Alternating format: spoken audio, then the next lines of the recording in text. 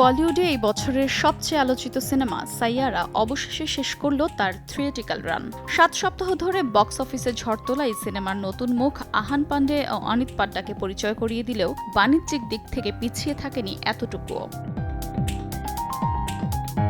মোট 48 দিন প্রেক্ষাগৃহে চলেছে সাইয়ারা। শুধু ভারতেই সিনেমাটি নিট আয় করেছে প্রায় 330 কোটি রুপি। এর ফলে এটি এখন ভারতের 14তম সর্বোচ্চ আয় করা হিন্দি সিনেমায় নাম লিখিয়েছে, যা পেছনে ফেলেছে সালমান খানের 300 কোটির সুলতান, সঞ্জয় লীলা ভানসালির 302 কোটির পদ্মাবত আর কার্তিক আরিয়ানের 260 কোটির ভুলভুলাইয়া 3-কে।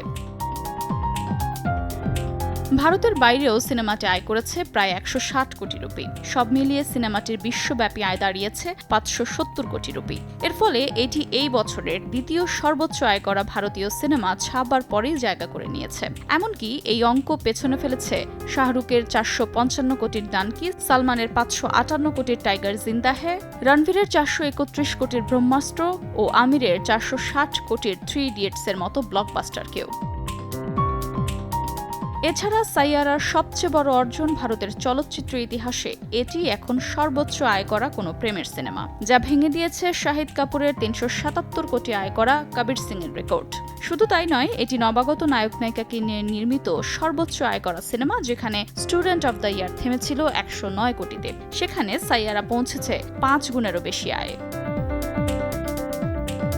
মোহিত সুরির পরিচালনা আর ওয়াইআরএফ এর সিইও অক্ষয় বিধানের প্রযোজনায় নির্মিত এই সিনেমার প্রেম কাহিনীতে এক উগ্র মেজাজের গায়ক আর এক গীতিকারের সম্পর্ক ফুটে উঠেছে। সাইয়ারার গল্প থেকে শুরু করে এর নায়ক নায়িকা সমালোচকদের প্রশংসা আর দর্শকদের ভালোবাসা দুটোই সমানভাবে জিতেছে। মাত্র 7 সপ্তাহেই 570 কোটির বেশি আয় করে সাইয়ারা প্রমাণ করে দিয়েছে কেবল তারকা খ্যাতি নয়, ভালো কন্টেন্টই দর্শকদের আসল বিনোদন।